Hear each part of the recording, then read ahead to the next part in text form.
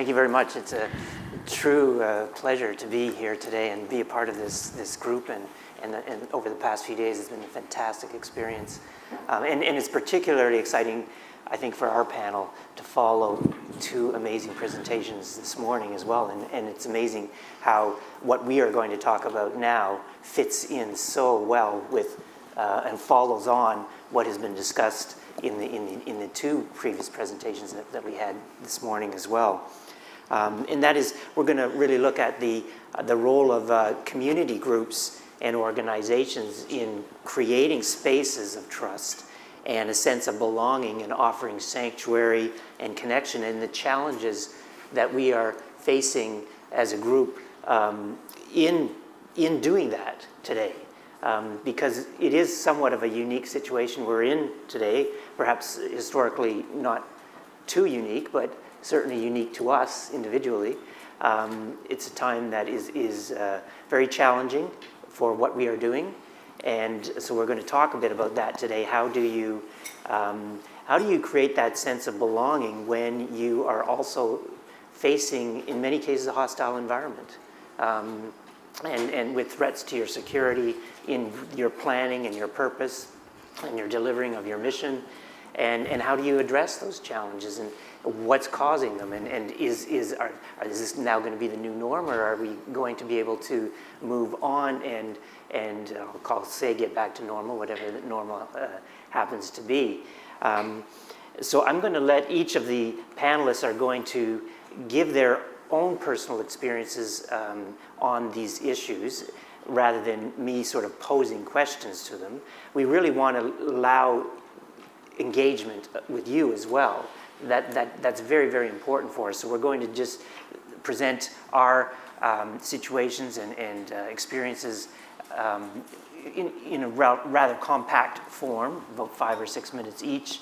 But we really want to engage you in the discussion as well, to get your feedback and experiences on these issues as well. So I'm going to begin the process myself based on my own personal expertise and experience, and that is in the charitable sector and in the foundation area specifically, and the funding that's offered to many of you in this room, for example, in delivering on your mission statements and your programs and your activities, and how that fits into the big picture of creating and encouraging the sense of belonging going forward. Because I would say that is the biggest takeaway for me as a participant as an executive director of a charitable foundation today, is this charter of belonging.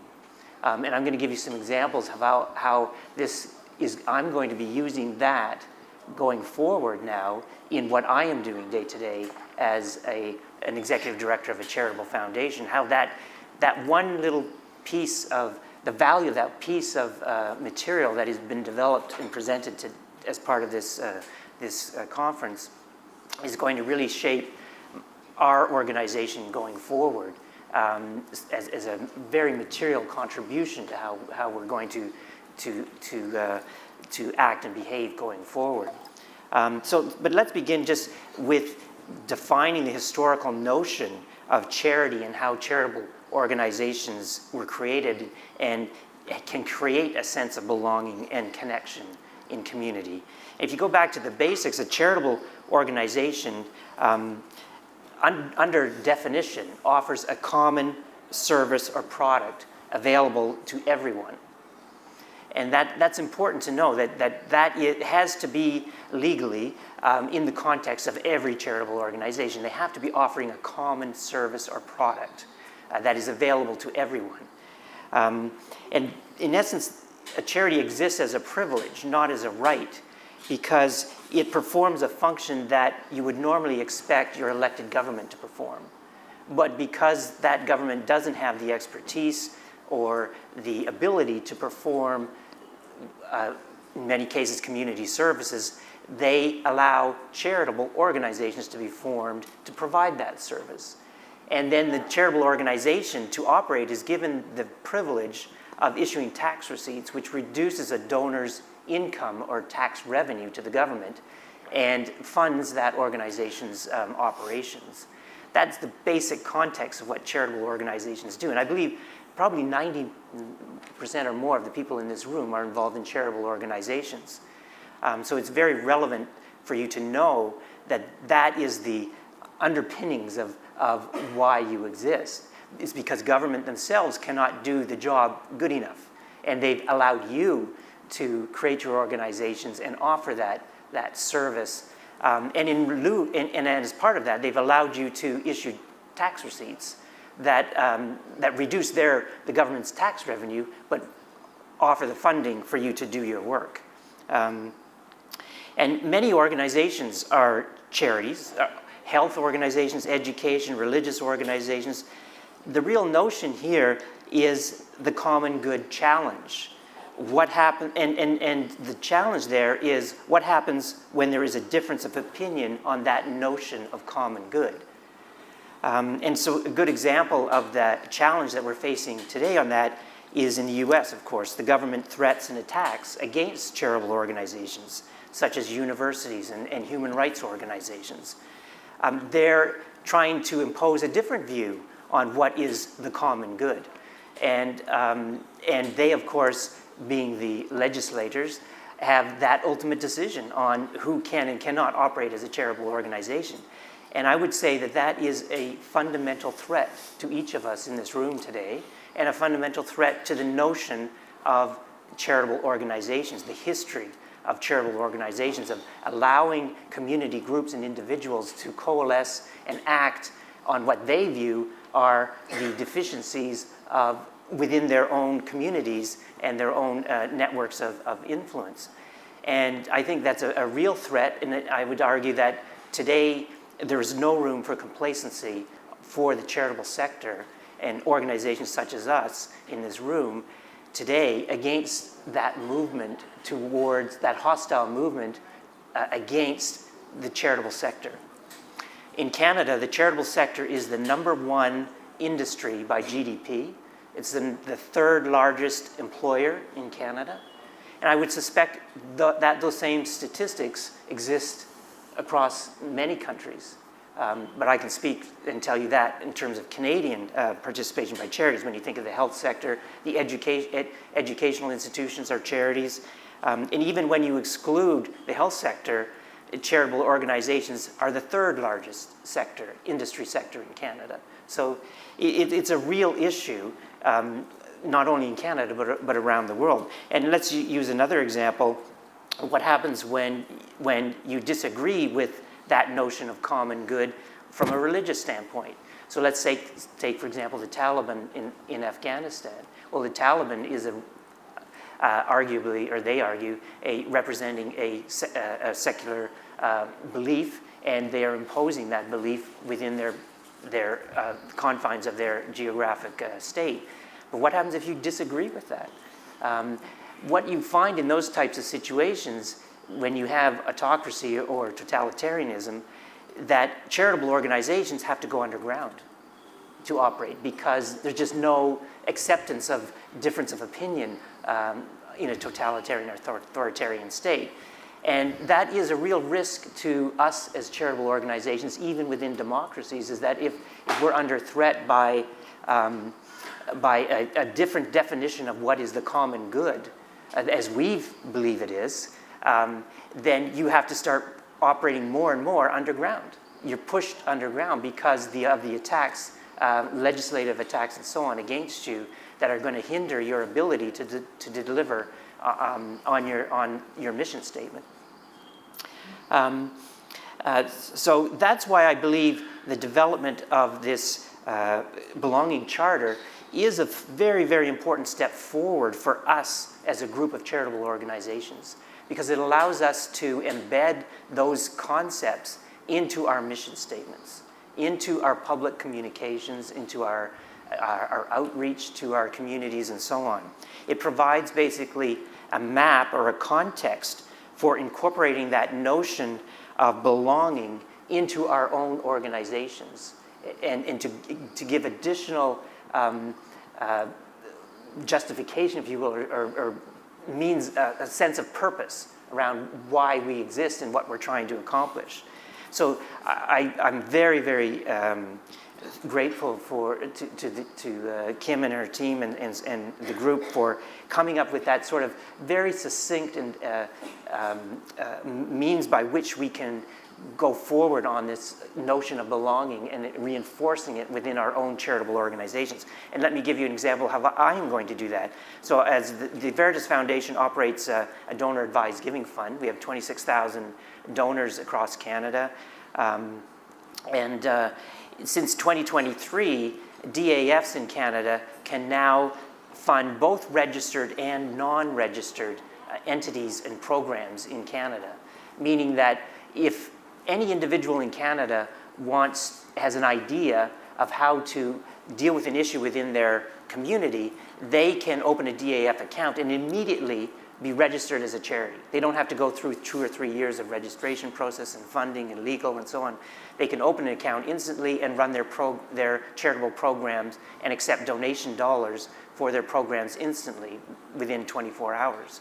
And that is a big change in empowering our local communities to create programs that are of benefit to that community. But of course, that could be under threat, as I mentioned.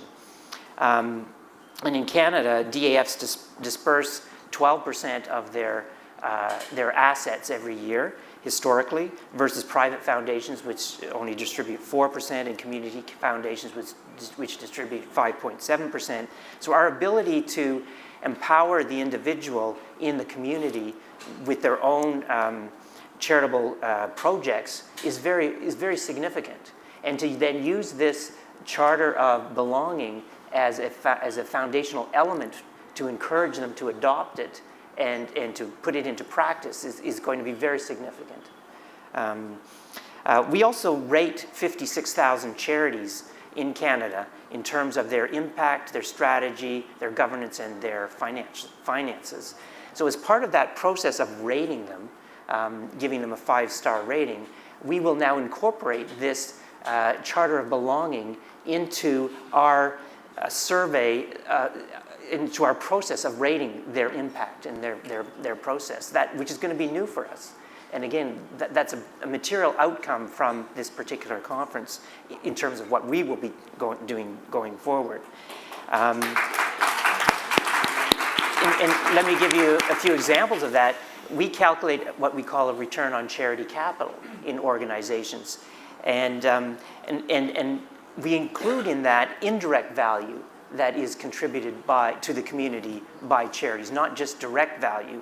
So volunteers, for example, are a very, very important indirect contribution of value that a charity provides to the community.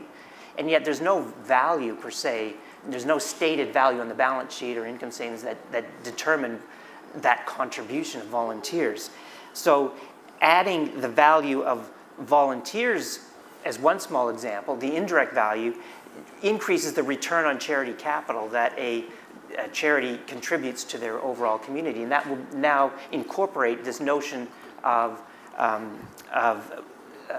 from the Charter of Belonging. We will incorporate that into calculating that return on charity capital in an indirect way. And I can give you some good examples of that, but I'm taking too much of the time here, so I want the other panelists to talk about these issues as well. So I'm going to pass it on now, just go down the line here, and let each of our panelists talk about this notion of how charities today, how their own organizations are dealing with the specific challenges that they're facing today around offering a sense of belonging, sanctuary, and safety on issues that are under attack in many respects in terms of operating today. So we'll begin with you. Okay. Perhaps you can introduce yourselves rather than me doing so. Okay. Well, I'm Gwen Johnson, and I am the co-executive director for Hemphill Community Center and Black Sheep Bakery, located in a little coal camp town in extreme southeastern Kentucky in the Appalachian Mountains. And so our community is probably not unique among other rural communities in the Bible Belt. because many places,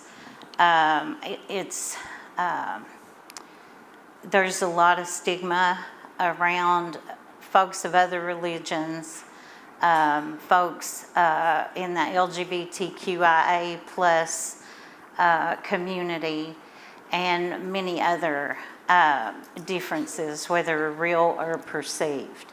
And so we've done some hard work and stood pretty fast. Our bakery has been boycotted on occasion when folks in the community disagreed with who we hired or how we moved forward. And we've just had to stand real fast and know that the money they're spending is dirty money, and we don't want that anyway.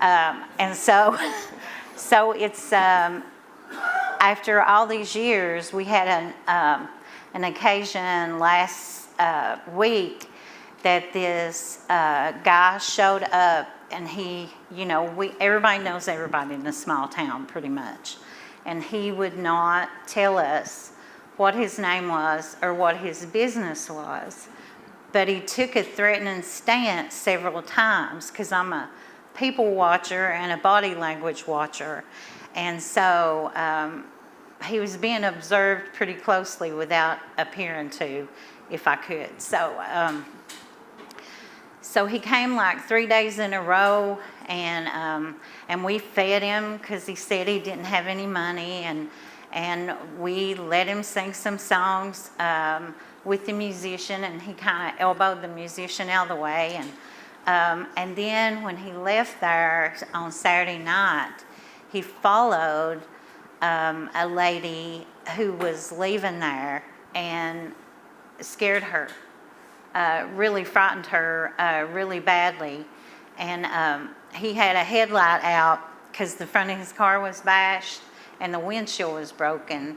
And she drove 80 miles an hour on a road that she should not have done over 35 miles an hour on, trying to elude him, and finally was able to get ahead enough that she could dodge into a side road, which was not safe either for her to do in the dark late at night. And so the next time he showed up, I met him outside the door, and I said, I want to see your ID or you're not going to play music here. And now this is a place of love and belonging, a place that we have worked really hard to try to see that everyone fits in and everyone is welcome. But he was really threatening and really mean, and finally I just went back inside and called the mayor of the little town below me and said, can you just send me some help up here? Because to call 911 or anything like that can result in about an hour-long wait in our vicinity. And I didn't feel like we had an hour with this man. And so we try to provide a safe haven for all.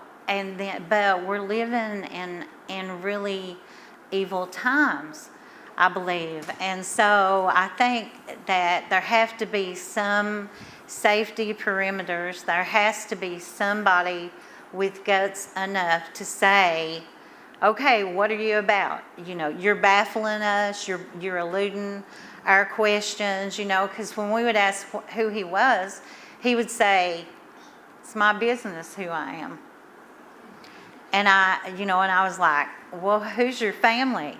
Because I was raised here and I know everybody. And he's like, I don't tell people who my family are.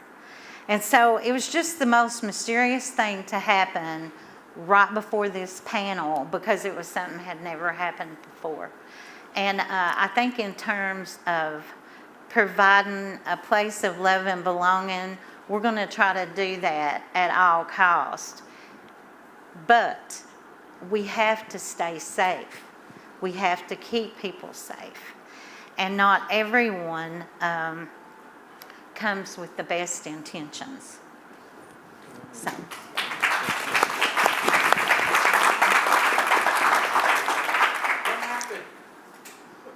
Pardon me? You left us hanging. Well, he frightened the little policeman that they sent, and he didn't even check his ID or run his tag. But somebody there took a picture of his license plate, and we got to the bottom of it, and he was on probation until 2027 for menacing and terroristic threatening. And so go with your gut instinct. I've been raised up, be not afraid to entertain strangers, because thereby you may entertain angels unaware. And so that's how I've been brought up. And my dad would invite these people just flowing through the area to spend the night at our house. And my mom would say, James, that's my dad, I'm afraid of them. I've heard her say it dozens of times. But this would be his reply. If I have to set up and hold a gun on them, I'm going to give them somewhere to lay down. And so there's just that whole cultural piece of who we are and how we want to embrace people. But then there's also this dangerous time we're living in. And people are angry because of the present political climate. And our area went like 84% for Trump in the elections. So people are angry with us, So anyway, that's what happened. Thank you. Sure, go ahead. Yeah. Morning, everybody. I'm Rowen Smith from the Centre for Emotional Health. I'll tell you a bit more about our organisation in a little while. The focus of today is around security and safety and trust, and I think it's really important to highlight right from the start that actually you can't have belonging if you don't have any of that stuff in place. It's absolutely crucial. And I think over the last few days, we've talked quite a lot at quite a macro level sometimes, and I thought it might be also helpful to speak about stuff at a micro level. So I thought it might be helpful just to give a couple of very specific examples of key factors of safety and security and what's necessary for those, with some sort of key takeaways from each of those examples. So first of all, I'm going to take us back just over 24 years ago, September 2001. I was in Oxford, where we are based, and I was running the local community mediation service, which was around resolving disputes and conflict resolution. And as you all know, September 2001, what happened? 9/11 happened. And in Oxford, we have quite a large, well-established and vibrant Muslim community. And we also, at the same time, had a contract with the local police force because we were training them in the skills of mediation as they go about their everyday work. And in the first few days after 9/11, what started happening initially was there were insults towards the Muslim community. Then that escalated a bit. There was incidents of spitting, windows being smashed, and then there were physical attacks on the Muslim community. And there started to be a real sense of escalating fear, and people, including the police, were starting to get really worried about where this was going to be headed. So because we knew the police, we also knew that they had a strong sense that the perpetrators of this violence were quite hardcore, about 10 to 15 people who they knew, and had actually arrested a couple of them. So I took the bull by the horns and I said to the police, can you let us have a go at this? Can we have a look at actually trying to resolve this through mediation? And there is a possibility if we do that, then actually we might really make a really deep transformational change rather than just arresting people and letting them out again and it recurring. So they said, yeah, we'll give it a go. So we spent a long time, several hours, engaging with the imams and the leaders of the Muslim community and with these perpetrators who were committing these acts of violence separately. And we spent a lot of time listening to them, hearing what their fears were, hearing what their motivators were, hearing crucially what their feelings were. And we didn't know whether we were going to bring them together or not. We thought initially we would just give them a bit of space to be heard, and we would see if we might bring them together. In the end, we decided that we would, but we spent hours and hours with both of those different groups talking about, if we brought you together, what needs to be in place with you. And we co-created with them really clear boundaries, a really clear structure, real clarity of expectations about how it would work and what we expect from people. And if certain things happened, what would then happen? The police were going to be present. They all agreed that they wanted to share their feelings and their views and their experiences. We would put in breaks when they agreed. So it was all co-created and agreed.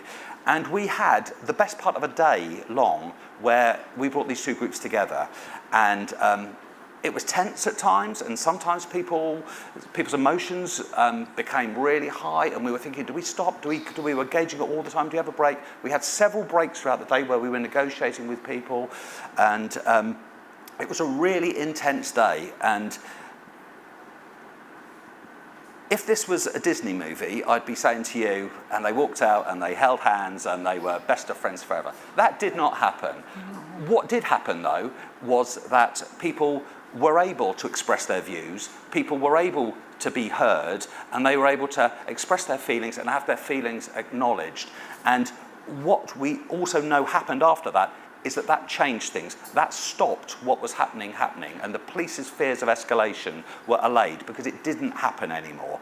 And for me, the reason why I'm saying that really was the key takeaway that I think is applicable in wider contexts is that happened because there was clarity of boundaries, people knew what to expect, they felt safe because those securities and boundaries were in place for people, and that's stuff that they put in place. So key takeaway, I think, is applicable in lots of situations where we're talking about safety and security, is expectations and boundaries help people to feel safe and secure. So I'm going to fast forward to the present day and our work at the Centre for Emotional Health, with hopefully another takeaway really, that we've been around for nearly 30 years. We run a whole range of emotional health-based trainings and programs, all based on our evidence-based model, which is a strengths-based model. We very much focus on helping people to be aware of their own feelings, to manage their feelings, manage their relationships, really in effect manage the ups and downs of everyday life, skilling people up to do that, so that they can navigate the world, but also crucially, really creating a strong protective factor against poor mental health further down the line. So hopefully quite a strong emphasis on prevention. And we have a model here, and my colleague Sally has more copies of this and information. If you are interested, you can go and grab some from her later.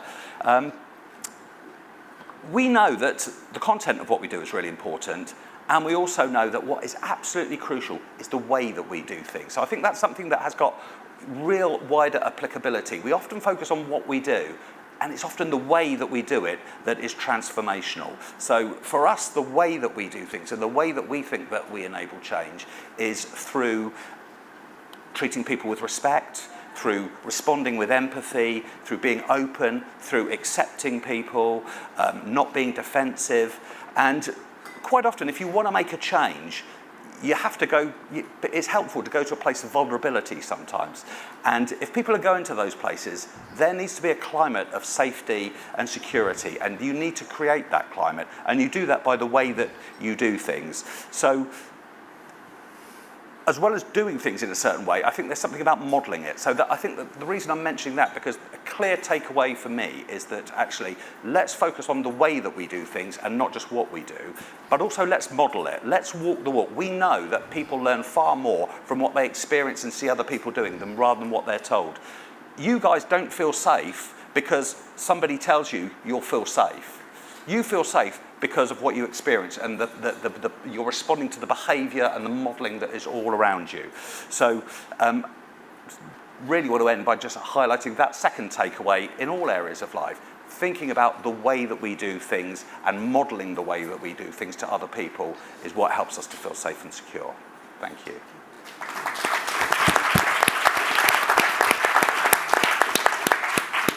Zeni? Okay, thank you.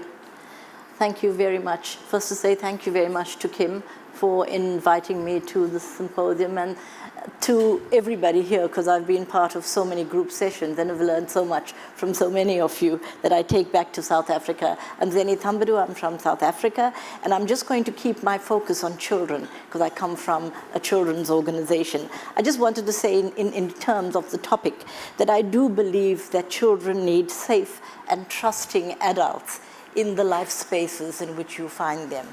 And they need them at the right time and in close proximity to them. They need them nearby. And I say this in the context of children living in difficult communities and difficult families. In South Africa, we are living in many fractured communities that we find children where violence and corruption and other issues are what they face daily, gang activity as well. And they're living in families that are broken, families that are struggling to cope within these communities. And children need safe adults around them to help them when they don't find those safe adults in the places you should find them, like in families. Just to say, research in South Africa has said that we have the most diverse forms of family than in the world. We have child-headed households, youth-headed households, extended families, normal families, families in rural areas, and parts of families in urban areas earning. So that fracturedness of family is not something that our children can always find as easily. Taking a step into me, I'm with the Professional Association for Childcare Workers, and we spent the last 50 years developing a child-focused professional that is localized, that works flexibly around children's hours, and are trained in very much, like you say, to work with children in ways that are developmental, that is strengths-based, and that child and youth care workers work is based on relational practice.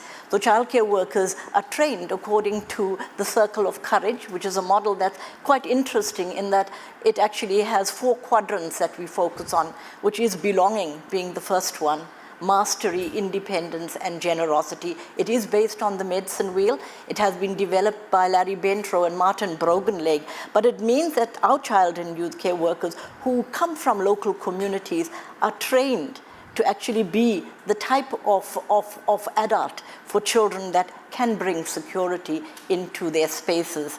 Child and youth care workers work in the life space of children and provide life space services. And when we talk about life space, we mean being there with children as their lives unfold. So we're not the worker that works for the 1 hour in the office for an interview. We're not the social worker or the psychologist that will give you the 1 hour interview. We always say that we work in the other 23 hours. We're working during school holidays, during public holidays. We're working after school and sometimes early in the morning before children arrive at school or as they arrive at school to make our presence and our contribution to them felt there. And we often talk about some of the characteristics of childcare, one of which is working in the moment, so that we actually see the teachable moment. We work and respond to children in the moment, bringing our knowledge, our skills, our wisdom, our practice wisdom of coming from that very community to respond to situations. So if 2 children are fighting, you can prevent it from escalating right there on the street if you just intervene and you say, how can I actually, and they bring in their approaches of restorative practice in there. You see a child during the HIV/AIDS pandemic in South Africa, many children on the street playing, why are you here? Why are you not in school? Well, they're not able to go to school, they're caring for their mother who is sick. And you are able to intervene. So there are many stories. At the moment, we're involved in a school-based program particularly, and in gate duty, which is quite an interesting concept, the childcare worker said, we'll stand at the gate and we welcome children when they come. There's some good stories there, like a little kid who comes rushing up, and I've got a picture of her, to come and get a hug in the morning before she goes into school.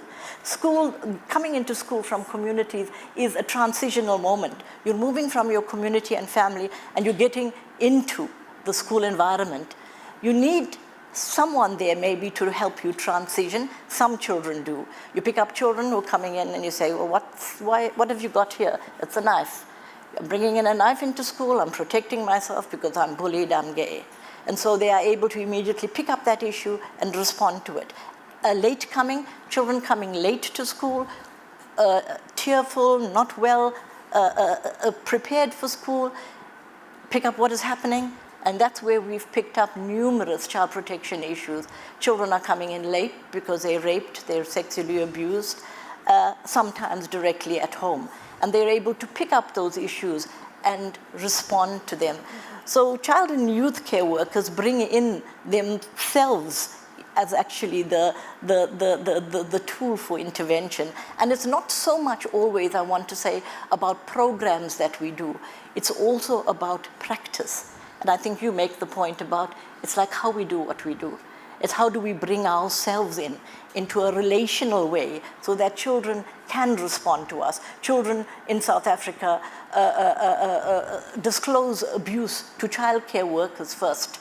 We are not clinical workers, we develop mental workers. We would obviously refer to social workers and psychologists, but the first disclosure often comes to the person you trust the most, who's in your space, who's close to where you're playing, who's close to where you need to be. One of the interesting models we've just recently developed, I thought to share with you, is our children's cognitive story mapping. We've worked in partnership with the Circle of All Nations, the Carleton University here in Canada, as well as the Durban University of Technology, to develop a way of getting children to know their environments. I think it started off with a sense that maybe children will map out climate change and its impact on them. And we have had floods and real issues that have been affected by climate change in South Africa that children have personally experienced. But what we found was our children were mapping social issues. They're talking about child protection issues. They're telling you about safe and unsafe spaces in their community. They're telling you about teenage pregnancy, how it happens, how it should be stopped. They're talking about their bullying experiences that they have in schools, what's happening in their communities.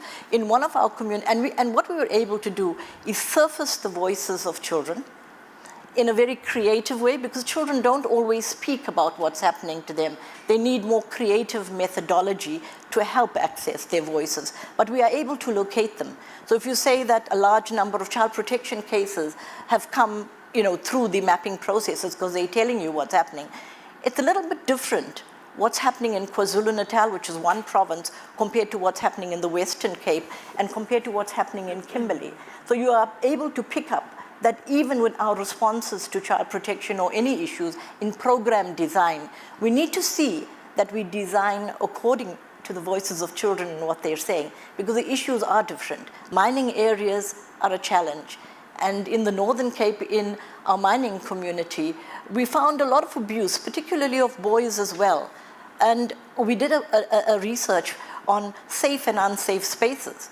The children drew out the map, they mapped it all out for us. They told us where every tavern, and a tavern in South Africa is a drinking place where people gather, because in some of the areas there's no entertainment. The children knew all of them. And many of the abused children were abused as a result of them frequenting taverns, which they shouldn't do. And they said to us in the pictures, when you discuss it and when they tell their stories, they say, when it's Saturday afternoon, we feel bored, there's nothing to do. And we know we shouldn't go to the taverns, but we're attracted to go there because it's something to do when there's nothing else. And that was quite interesting. They identified the day and the time which children are most vulnerable in that community. They were able to pinpoint a design of a program that would take them away from going to those places. And so we did design a safe space program, and we had and provided them with food and entertainment for most of the Saturday afternoons in order to actually keep them in that space. But it would be different in another province. So you could design programs that are responsive to what children are saying if you're listening clearly enough. And of course, for children to draw their pictures of vulnerability, some of them disclosing abuse for the first time, they have to do it in a trusting environment where they know the adult around them will respect their perspectives. So just to say, those were the 2 points I wanted to share about child and youth care practice in South Africa. Thank you. Thank you. Rabbi Julia. Hello, I'm Rabbi Julia Appel. I live in Toronto, so I didn't have to come far to be with you. I want to address this topic in 2 different ways. The first is to tell you a little bit about a project that I run in my work at Clal, the National Jewish Center for Learning and Leadership, which is the Jewish leadership think tank. It's called the Belonging Project. And so I work with mostly synagogues and other Jewish faith institutions to deepen a sense of belonging and connection among the community members. And a theoretical framework I want to throw into the mix. I've heard a lot of amazing lists and sort of intersecting circles, and I think all of these are really helpful to give language to what we're trying to talk about. So I'll throw this one into the mix, which are 4 stages of belonging that we have seen be not only the way an individual might experience a community, but also ways in which institutions can create belonging institutionally from the sort of provider perspective or the design perspective. The first is being noticed. And that's simply like someone talks to me when I enter the room. It can also be I feel seen here in some kind of basic way. Being named, someone knows my name. Being known, I feel like I'm understood in a deeper way here. I feel like I can even disagree with people here and it doesn't threaten my ability to be part of this community. And being needed, which I think has come up. I'm sorry I haven't been able to be here the last couple of days. It's been Jewish holidays, but being needed, being activated, being a contributor, that is the 4th stage of belonging. So from an individual perspective, you can see how someone might flow through connection with the community in this way. Somebody first talks to me and I feel like, oh, maybe I'll come back. Someone begins to know my name, I begin to know other people's name, et cetera.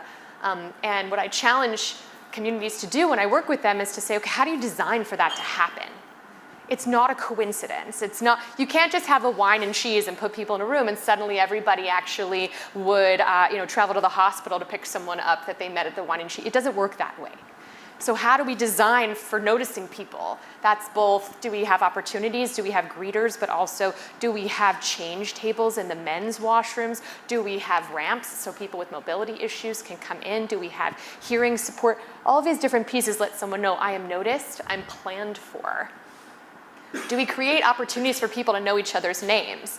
Now, in a certain sense, lots of people say, okay, so name tags, but it's also, do we design the way we gather around interaction, around relating to each other, such that we'll say, what's your name? Here's my, we have the opportunity to actually get to know each other's names, and of course, being known, we have the opportunity to talk about serious things together, to talk about the things that matter most to us, and being needed. Do we have the kind of volunteer structure that allows people to roll up their sleeves and contribute the things that are most unique about them, not just the everyday things, but also to say, I do this, do you need this? So that's a little bit about the framework I've been teaching and working in, and it's actually leaning me toward reclaiming some of the traditions of mutual care that are part of the Jewish community and Jewish tradition. In working with many synagogues, it became clear that they were very good at welcoming, they were okay at getting to know each other, and they were not as good at taking care of each other or needing each other in certain ways. So actually, my work is taking me in the direction of digging into the Jewish tradition of chesed, which means loving kindness. How do we create communities of mutual aid and mutual care, which itself is countercultural in an individualized world in which the idea of interconnectivity and mutual care is countercultural. So that's the first way I want to answer the question. The second way I'm anxious a bit to speak about with you, because anti-Semitism has been politicized, co-opted, and sometimes when we speak about anti-Semitism, we become even more of a target of it. But I can't answer a question about security and belonging without speaking about the physical safety of my communities in the last 2 years since October 7th, 2023, on which 1,200 Jews were murdered in Israel, more than 200 were taken hostage, and thank God this week the last 20 alive were returned, and we hope for all sorts of ends of violence across the region and for a chance at peace. The thing about the last 2 years in Jewish communities is that it has paradoxically made our places of refuge also some of our places of greatest danger. And I think that's true for probably a number of communities that people in this room might be working with and come from. When we gather together and are visible as a group, it makes us more of a target. And yet, gathering is what gives us connection, belonging, support, and strength. And so the work that I've been doing and so many of my colleagues is how do we gather in mutual support and love and protect ourselves. And we've talked already about how do we build boundaries that are both welcoming and also have an edge, have a limit. What is that limit? As you probably know, Jews around the world have been targeted. Our houses of worship have been firebombed, set on fire, defaced with swastikas and death threats. We've been stabbed at grocery stores, burned, beaten, shot, and murdered for being Jewish. Our institutions like synagogues and community centers have had to divert individually.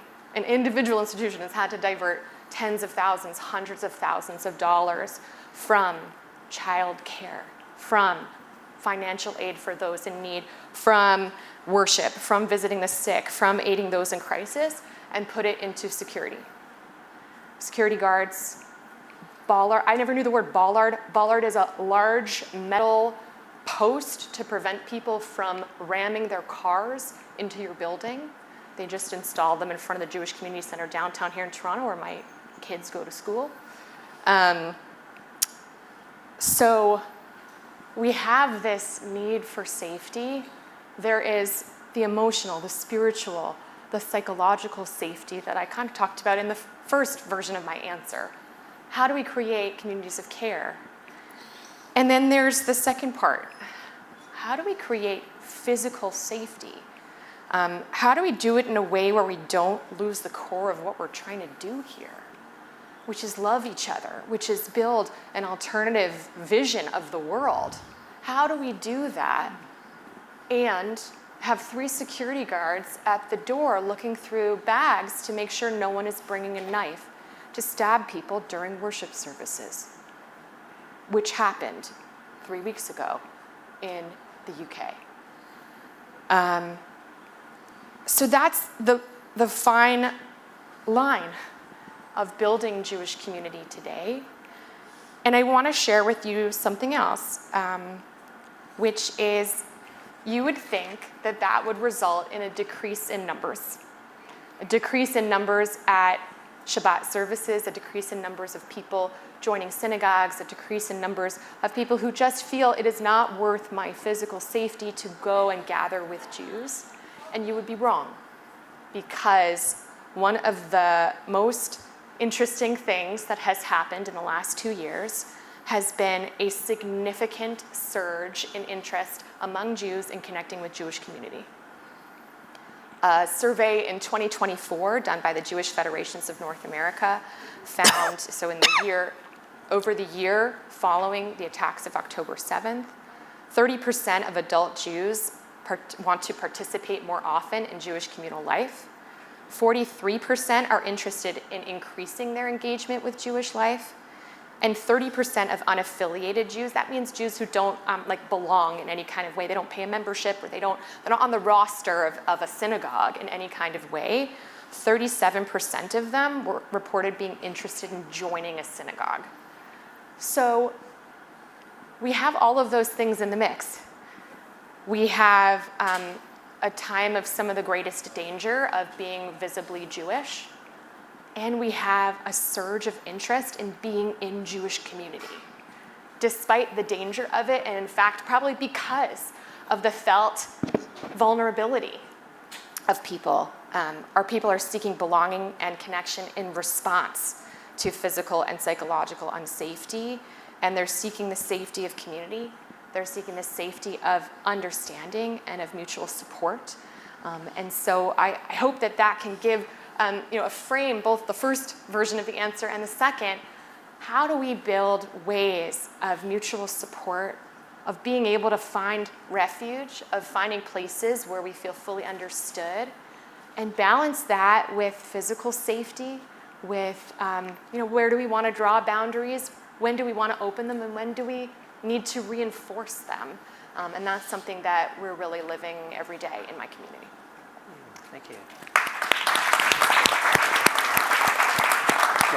Well, despite our best intentions, it appears we ran into the age-old problem of running out of time. I've hoped that our discussions today by the panelists have shown the range of charitable organizational activity, and how they're really driven along that notion of providing the common good, but how that can also lead to challenges. And specifically challenges that we spoke about today, many of them were around safety and security and difference of opinions, and that lead to very challenging situations. I think we can open the floor to a couple of questions. We'll probably have to limit it to 2 questions.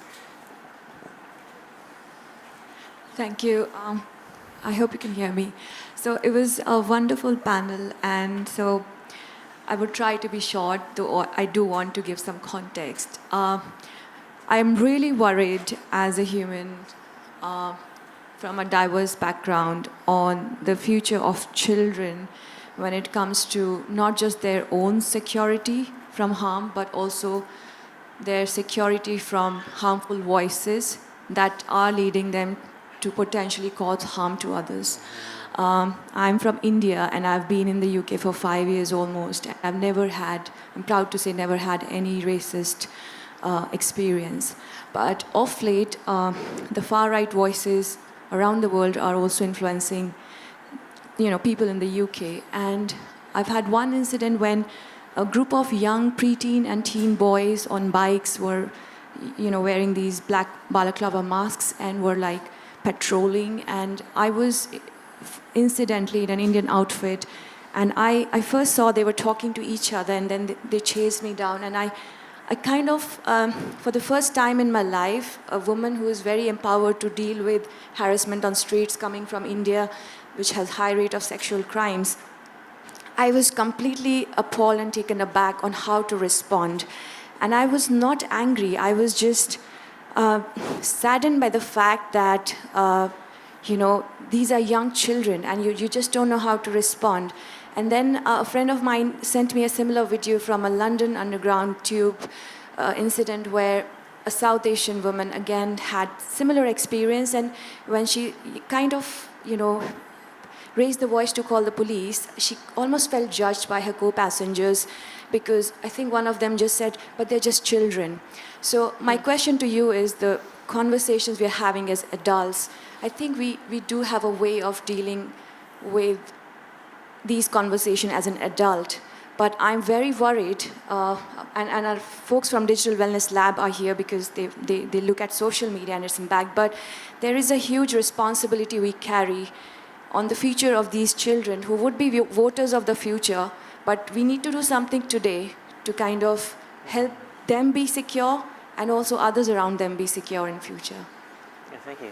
I mean, very quick answers, and I'll give my perspective. I think a lot of the challenges you're talking about, while they can be dealt with on a legislative basis on a macro, it really comes down to the community and people, organizations that we see here today being involved in that issue. And so maybe some of you can share your advice on how to deal with it. Yeah, so the way we are approaching that in our community is we are working with the school-age children, and our main goal with the school-age children is to bring them up to be good citizens and good neighbors. And so we're exposing them in Letcher County, Kentucky, where I'm from.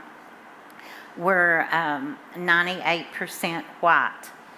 And so we're trying to expose these little white holler kids to other cultures. And it's working out really well. So we have, I shared with the rabbi that we have one Jewish lady in our community, and so we invited her to come. And she came and presented to the children, and they quickly just adhered to her and embraced her. And we've done that with several other cultures that we have access to doctors from India and so forth, and we involve them in the program. And so we're working on that, because I believe one of the ways to keep them safe and other people to be safe from them is for them to be good neighbors. I don't know if that answers any of what you're saying. I think it's not enough, clearly, to me, to just punish people. I think we have to do more than that. And I think, for me, the key thing is we have to understand, we have to try to understand what's going on and what's driving that. So there's something about really, as hard and painful as that can be sometimes, for something that is very, very difficult, we have to try to get alongside people to really understand what the motivator is. So that feels really key to me. And the other thing that feels really key to me when we're talking about children is that we have to be able to support parents and carers to be able to manage that situation effectively. And, you know, parenting, we all know parenting is really, really hard work, and parents need to be supported. And also, parents need to be supported to carry out their parental responsibilities. So that feels really key to me as well, understanding and offering support to parents to carry out their parental responsibilities. If I could also just add to say that what you're talking about is complex work. You know, we're dealing with troubled children, we're dealing with children that we have to keep safe in the same context, and we have to hold all the complexity of that. In South Africa, fortunately, we have, in our child justice bill, a whole focus on restorative practices. So we do look at healing processes for children who are in trouble with the law, who are violent against others, and we have a continuum of care. So we need to do a lot of preventative work. We need to do a lot of early intervention work, which child and youth care workers are doing all the time. If you can prevent children from behaving in ways that hurt others, understanding why hurting others won't be helpful and good for families and communities. But on the other hand, if children are so troubled and are making others vulnerable, they need containment. They need a children's home, and in South Africa we have what is a secure care facility that actually supports children who work through issues that are not able to be managed in a community setting. So the continuum allows children to move through a system that is supposed to be healing and helpful to young people and children at different stages of their struggles, actually. You know, we always say, though, that a troubled child doesn't just happen, hey? There's a history. And most of the time when we find young people who are abusing others, and particularly sexually abusing them as well, because that is a challenge we have, you will always find that child has been sexually abused. More likely than not, he has that abuse in his background. So you have to see how can we bring the healing at all levels in a comprehensive approach to it. Regrettably, I'll let you finish and and then we're just unfortunately running out of time, but perhaps just a few comments there. I focus most on not policy and not government and not the whole society, but creating pockets of countercultural care. And so I'm kind of looking at the preventative piece, but also I'm looking at where can we literally get up in the morning and make an action that impacts people's lives, which is not to say that policy and legislation is not an important place to act, but I'm a rabbi.